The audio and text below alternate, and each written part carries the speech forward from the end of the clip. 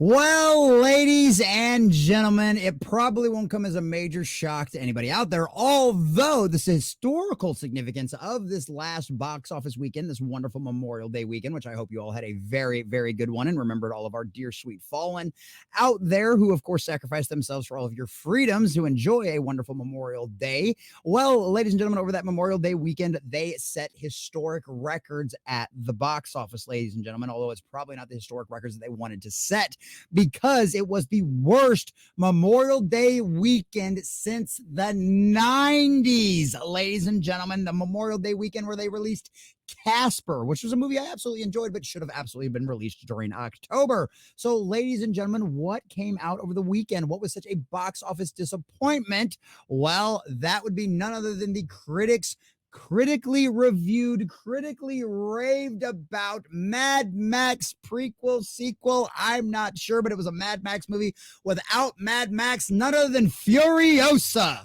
Ladies and gentlemen, because as Cosmic Books News' headline here says, Furioso bombing big time at the box office. And don't get me wrong, I think Anna Taylor-Joy is an absolute, joy. I, of course, really like Chris Hemsworth. He's always been really good to his fans. And so I am sad to say that this movie failed for them. And we've actually even gotten some very good responses from our own corner of the internet. Critical Drinker enjoyed the movie. He thought it was good. But the problem is, ladies and gentlemen, the era that we currently live in, because Hollywood has crammed down so many Mary Sues down our throat over and over and over again. So much wham and power nonsense, so much she's the key to everything kind of stuff, that on the outset, just based on this movie, based on the trailers alone, a lot of people simply aren't interested because of what Hollywood has done. We've had great, strong female leads in the past in cinema that have been absolutely amazing. Of course, the Alien franchise is one that always comes to a lot of people's mind with Ripley, but there's been plenty of other examples, but this is one of those that could have been that.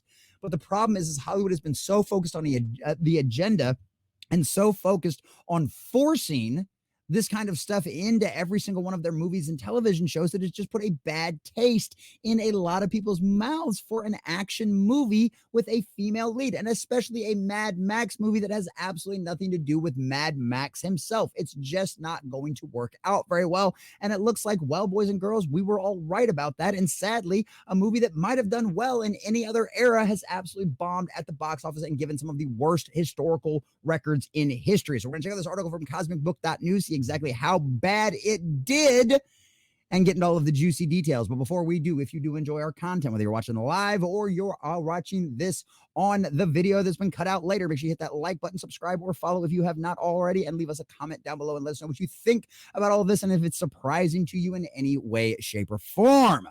So, female-led flick featuring goofy-looking male character. What happened? By Matt McGloin.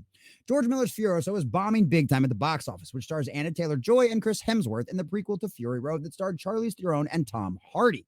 It's bombing so bad that Furiosa is scoring the lowest Memorial Day opening in decades. While estimates had the film opening to as high as $55 million for the 4-day weekend, it's now looking like Furiosa will only open to a $31 million to $33 million 4-day weekend, which of course means that the 3-day is even lower. And boys and girls, let's just see what these are, because obviously a lot of these articles were written over the weekend with a lot of the predictions and stuff like that. But of course, we're a couple of days past this at this point right now, so we can actually go and look and see how it did over the weekend. So it's first weekend right there. So yeah, you got the 3.5 million. So we're totaling a $35 million 0.29, which of course is going to give in a little bit of stuff in from yesterday, but that's not really, they didn't bring in all that much. It was only 2 million. So let's just say the $32 million is pretty much what they ended up bringing in over the weekend, which is pretty accurate to what a lot of people were looking at. So while the estimates had filming opening at $55 million 4-day weekend, it's now looking like Furiosa will open to a $31 to $33 million opening weekend, which turns out actually accurate with the numbers, which turned out to actually be $32 million. Fury Road back in 2015 opened to $45.4 million in its 3-day weekend, which opened the weekend prior to Memorial Day weekend. And here's the other problem with that too. We also know that ticket prices are significantly higher than what they were in 2015, not to mention snacks and everything else. So it actually costs a lot more money. So if anything, this movie actually did even worse than what we're comparing it to Fury Road because of the 32 million to a 45.4 million. It is a significant drop, but it's even worse when you factor in how much more costly tickets are now. So Sunday update, Furiosa brought in 25.6 million for the 3-day, which might even be enough to take the top spot. And of course, we already looked at the final numbers. So Garfield is what else also came out. Furiosa is also underperforming internationally with a 33.3 million. So the worldwide box office is looking to a measly $58.9 million. And as you can see here, the worldwide box office, this actually ended up being a little bit better.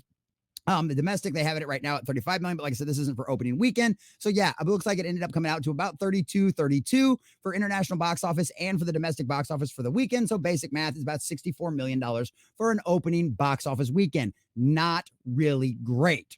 Let's see here. So yeah, they said 58.9 million, ended up being about 62. Garfield looks to have a worldwide box office 91.1 million, which means where it opened earlier this month in foreign markets. However, Garfield only cost around 60 million to make, while Furiosa cost more than $160 million. And considering what we find out later on at this movie, we can probably say there's a fair decent chance this movie cost about $200 million to make. Plus you had marketing into it, so probably another 150 million. This movie probably totally cost them about about anywhere from 250 to $300 million to actually get out to the audiences. They are not looking in any way, shape, or form to make that back at this point, because with an opening weekend like this, there is no way they hit a $300-500 million global box office. It is just not going to happen. Unfortunately, Furiosa is going to end up losing money. There is no doubt in my mind with that whatsoever. And I'm not saying it's a bad movie. I haven't seen it. It's not something that really interests me, but I'd gladly probably watch it on streaming or when it came home later. But at the end of the day, this movie is not doing well, and it has to do with the environment. And that environment was specifically created by Hollywood studios continuing to try to push an agenda and trying to push girl bosses down our throat in an unnatural way, in a way that was not organic and did not in line with their storytelling. And that's why these movies absolutely fail. So Furiosa's Rotten Tomato scores are both at 90%. Let's go ahead and pull that up and see if it's changed any bit over the weekend, because we've got the Rotten Tomatoes stuff for this kind of thing.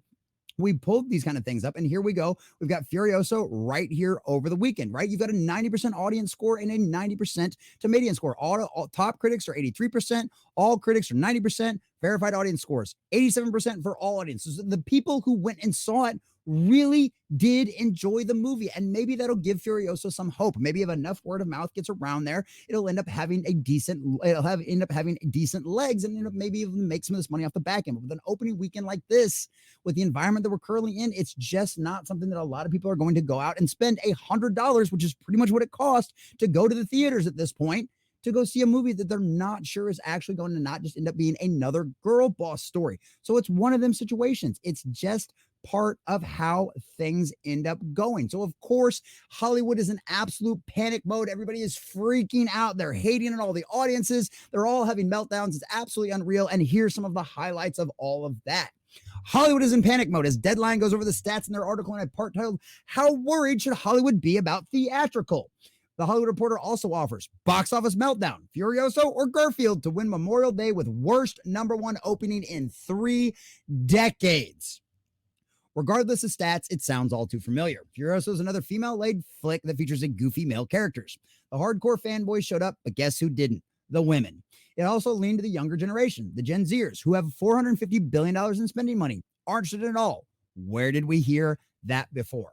Furiosa is another movie that also happens to have a great reviews from critics, but the fans don't seem to be on the same page, as the cinema score is only at a B+, which isn't very good. The B+ would be very good, but we also do know that the cinema score is normally from the people that go like the first few nights, whereas we can go back over the Rotten Tomato score and show that it is doing pretty well with audiences. 87% is not bad even for all audiences. That's not something to shake a stick at.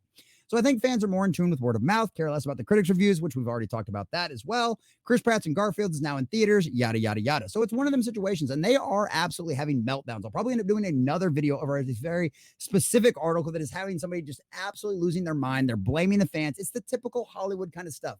I'd imagine if you're somebody out there that's critical of this movie, that disagrees with it, or does a review on it that doesn't go 100% the way that the critics want to go, you're going to end up being called a sexist and all kinds of other kind of nonsense stuff, that you just hate women and all that stuff. We know that's BS, right? What we hate is overemphasized girl bosses and Mary Sues. We want to see It doesn't matter if it's a man or a woman. We want to see the hero's arc, right? We want to see the hero's journey. We want to see them struggle. We want to see them get pushed down. We want to see them get defeated. And then we want to see them rise up like a phoenix from the ashes and overcome adversity and be able to become stronger before it and grow as a character and then end up being at the end of the story the hero we all knew and wanted them to be. But the problem that happens in modern Hollywood is they don't seem to be able to write that anymore, and at least not for a female. They can't ever have a female show weakness. They can't ever have a female just not be the bestest at absolutely everything. They can't just have her be. She has to be the strongest and smartest in every single room, and it's just not organic. You wouldn't believe that about any male character out there. Why would you believe it about a female? And they continue to do this kind of stuff over and over again, and that's why nobody showed up to this movie.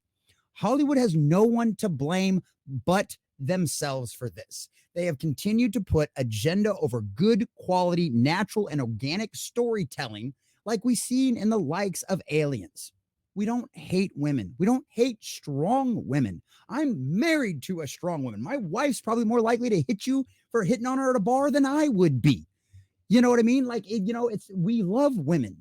Majority of us do. Is there a few idiots out there on the internet? Of course, there always will be. Welcome to living in a world with 6.5 billion people that all are independently minded and have the God-given right of free will and free speech. It's going to happen. But the critics can get mad at the audiences. The critics can get mad at the fans. So can all of Hollywood. And they can yell at the audiences and they can try to blame us. But at the end of the day, it's their own fault. Hollywood created this environment. I don't know if Furiosa is a good movie. I haven't seen it. It might be wonderful. People I trust say it's good.